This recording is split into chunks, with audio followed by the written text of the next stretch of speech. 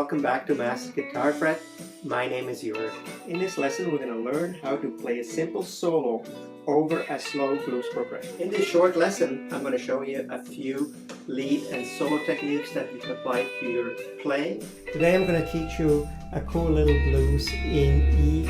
In this lesson we're going to play a slow solo over a minor progression.